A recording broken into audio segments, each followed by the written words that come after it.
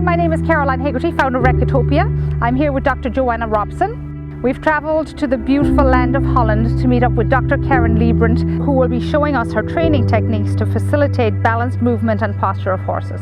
We will also be investigating how abnormal and compensatory postures in training can affect the physiology and anatomy of the horse. One of the main goals of training a horse, whether it's dressage or show jumping or eventing, is to teach the horse how to balance herself, to balance her body, to have a good core stability. A good balance and a good core stability give a very good movement pattern. And we want to teach the horse that in a way that she can keep it herself. In order to achieve core stability, Dr. Leibbrandt first focuses on bringing a horse into both vertical and horizontal balance. But before we discuss training techniques, we're going to examine the physiological effects of long-term imbalance. The vertical balance is one of the first things I teach a young horse, because when they are out of vertical balance, they get tension in their body because they have the feeling that they are falling over. Her core is hanging in the two shoulder blades, and when there is too much weight on the left leg, there is too much of her body going to the left side. And what that happens, this happens in her back, so her back is crooked. And when her back is crooked, that gives a lot of tension, and then she doesn't want to go forward, downward, outward with her head.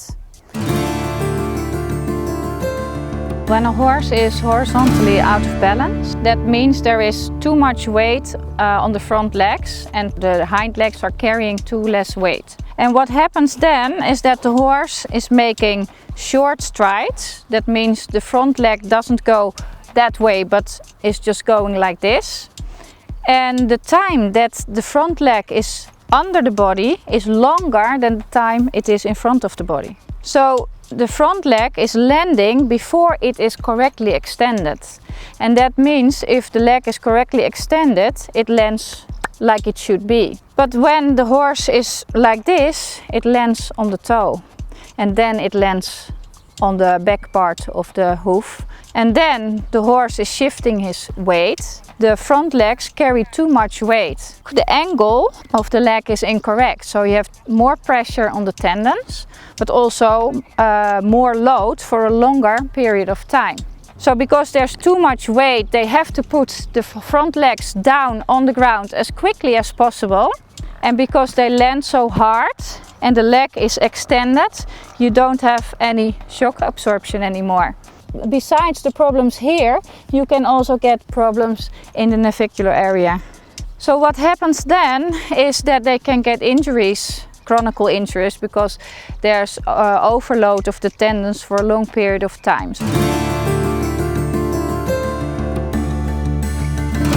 If he has too much weight on the front legs, the back is hollow. When the horse has a hollow back, the underline of the horse is too long, so you have a very long belly. Then they also get lots of problems in the back. And when the back is hollow, the pelvis goes like this and the hind legs as well. So when the hind leg is too far behind the body, the SI joint gets overloaded. So this is the surface of the sacrum that attaches into the lumbar spine, so hence the lumbosacral joint.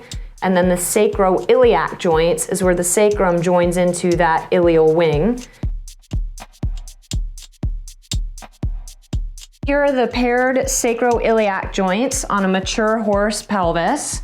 Some of the diseases or pathologies we might see would be an SI tear, so a tearing of the fibrous tissues or the sacroiliac ligaments, which then can result in what we call a hunter's bump. One side or both sides may appear higher on the croup of the horse. We could have potentially a synovitis or an arthritis, just inflammation of that joint.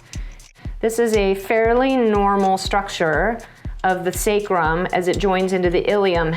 But what happens over time with stress and strain on those ligaments and the joint capsules is Mother Nature creates bone spurs. And on this older patient, we can actually see some remodeling or some roughening at that sacral bone, which suggests that this patient has had some stress and strain on the joint capsule that attaches around that bone. And when the high motion joint, which is the lumbosacral joint, between the last lumbar vertebrae and those two sacroiliac joints. When that pelvis is stressed and the horse flattens through the croup and hyperextends, that can cause stress and strain at the LS joint. Anatomically, this would be roughly a normal posture, normal position right here. This is hyperextension. And if I tip towards the camera, you can actually see how that pinches. And when we look at the spine over here, we see that the horse seems to have some kind of S-curve, but that's not true, because these are just the spinal processes of the vertebrae that we see. But here is the 7th vertebrae of the neck, and from there the bodies of the vertebrae go in one straight line. So here we see the spinal processes and they change direction a little bit. So if the horse makes a hollow back, the processes go like this and we get kissing spines.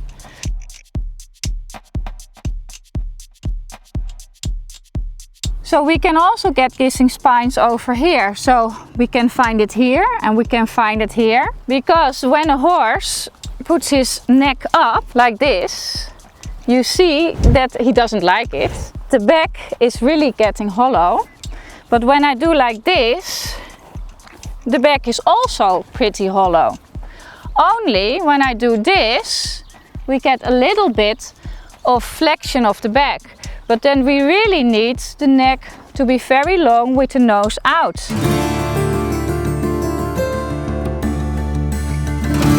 When the horse is too round, then we get too much pressure over here. We can have problems with the 2nd vertebrae because there's too much pressure on the ligament that goes from the skull to the withers. The angle in the vertebrae in the low part of the neck get compressed because there's an angle over here. So if the horse does like this, the angle gives a lot of pressure. So we need the horse to do this. So there's space for the vertebrae over there. If there's not enough space and we get compression, we can get arthrosis in this part of the spine. If the horse is in LDR position, that this part gets too tight. And we also see here the saliva glands. When the jaw is going this way, the glands are stressed and they can pop out a little bit. And we can even see concussions and bleedings in the saliva glands when horses are trained LDR. Another problem is if you want to train your horse LDR, you have to pull. And what happens then is you pull with the bit on the lower jaw. So the lower jaw gets blocked. And when a horse wants to relax, the jaw needs to go down for almost a centimeter. It has to move in this direction. But if we pull on the bit, the jaw is stuck and it cannot go downwards anymore. So a horse with too much pressure on the reins is not able to relax his jaw. This is the temporomandibular joint on the horse. Obviously there's two paired TMJs. And the temporomandibular joint has two motions. One is what we call lateral excursion, so that the horse can grind its food. And then also a flexion extension or an opening of that joint so that they can graze and grab their hay and grab their grass. So tension in the soft tissue structures, the muscles, the ligaments around this joint, the temporomandibular joint, will prevent the horse from being able to slide so that it has difficulty grinding its food, or the ridden horse is going to have difficulty with softening its jaw, which then also affects the tongue, the hyoid muscles, and everything that attaches into the back of the skull, and the muscles that attach around the jaw and around then that TMJ joint. The problem with that is that the jaw is the first part of the spine. So if we block one part in the spine, we block the whole spine. And when we block the spine over here, we block the hind leg. And when the hind leg cannot go forward anymore, we always have a long underline and a short top line, and a top line that stays hollow. So one of the problems we see when a horse is trained LDR, he has a good look at the floor, but he cannot see his surroundings anymore. And that's pretty scary for a horse, because a horse has eyes at the side, the left side and the right side, so he can almost see 360 degrees. So if you make them look to the ground, they cannot see their environment anymore. On my right side, there's Apple. Apple is a 12-year-old mare. Before I started training her, she was trained LDR, which means that she is too round, too deep, with the nose back behind the vertical, back to the chest. She's been trained like that for maybe 7 years. Due to an incorrect body posture, you can still see things in her body that are not correct. I see a little bit of a dip in front of the withers. The sternum is in an area of a lot of tension. And I think when the horse starts walking to me, the toe will come in. Because there's still a lot of tension in the thoracic sling. The horse's shoulder blade or scapula is only attached by soft tissues, the sling muscles such as the serratus ventralis. We have the pectorals down below that attach to the sternum, and the ascending pectorals, which also attach up to the humerus, which is the upper arm bone of the horse. So it is possible that these muscles will affect your forelimb conformation and posture. Most veterinarians or owners or body workers think that it's constitution and that you cannot do anything about it. But for the horse it's a problem, because most horses are born straight. And during maybe the first 3 years they can already start developing changes in the stance of the feet and the hoofs. When these thoracic sling muscles are strong and properly conditioned, as well as the horse's core and back muscles, the horse is in a state of elevation and carriage. The withers are lifted, the sternum is elevated, the rib cage comes out, and the shoulders come out.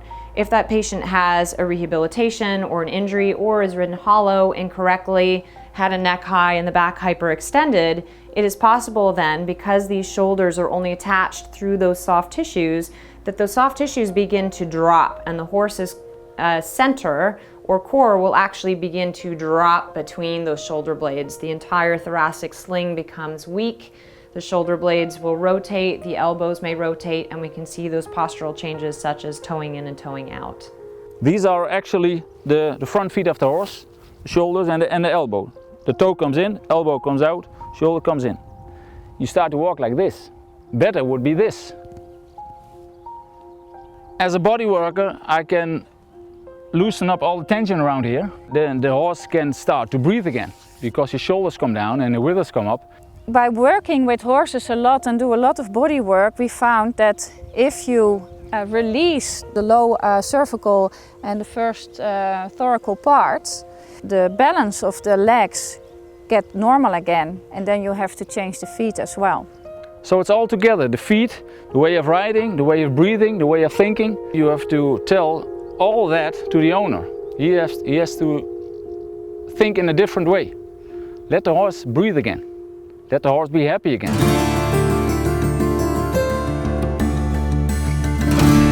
So first we improve the vertical balance of the horse, and the vertical balance is yes or no.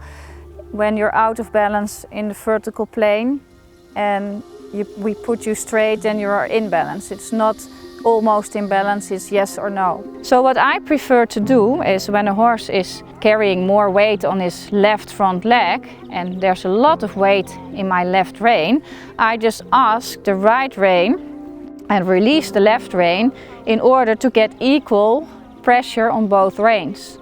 So what we can see in this horse is that there's a little bit of difference in the tension of the inside rein and the outside rein. The inside rein has a little bit more pressure, and that means that the horse is too much weight on the left front leg. So she's pushing her weight with the right hind leg to the left front leg. So I'm going to ask Maxime whether she can release the left rein a little bit and have a bit more contact on the right rein, just to make the pressure on the reins more equal. So when I do that and the horse gives me contact, because it should be the horse that's making contact with me and not me taking contact with the horse, because if I take contact, I'm always pulling back and working backwards and always shortening the neck. So it should be the horse that's making connection with me. So then I have the vertical balance, I give the release, and they go forwards, downward and out. It's almost a little exercise, it's shoulder out. But it's not shoulder out to get the shoulders out, but to get the hind legs away from the fence.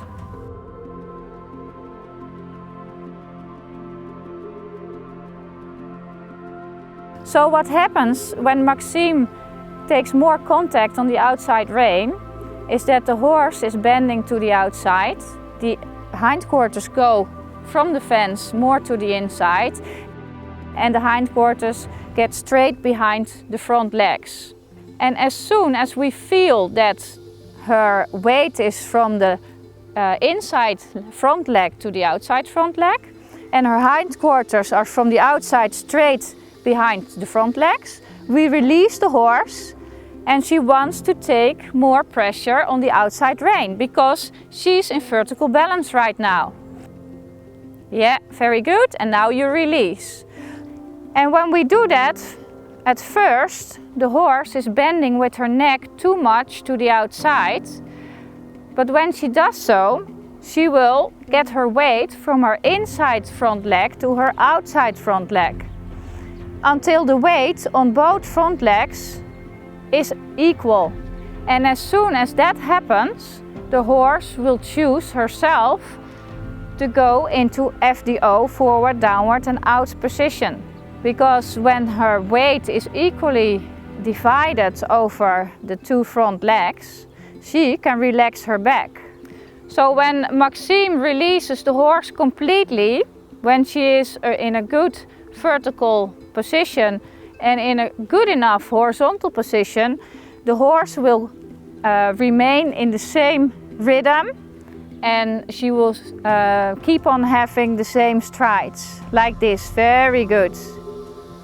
When we have the vertical balance, we want to go on with the horizontal balance. And the horizontal balance is a little bit more difficult, because the horizontal balance, when it's enough, the horse has enough length in the neck, and when you let go of your rein, so you're not supporting the horse anymore, she's not going faster. When the strides are getting faster and shorter, when you let go of the horse, then you know, oh, the horizontal balance of this horse was not good enough. But if you release her and she's on her own 4 feet, still has the same strides, long and regular and smooth, then she was in horizontal balance. Lower your left hand and steer and let go. So yes, this is beautiful.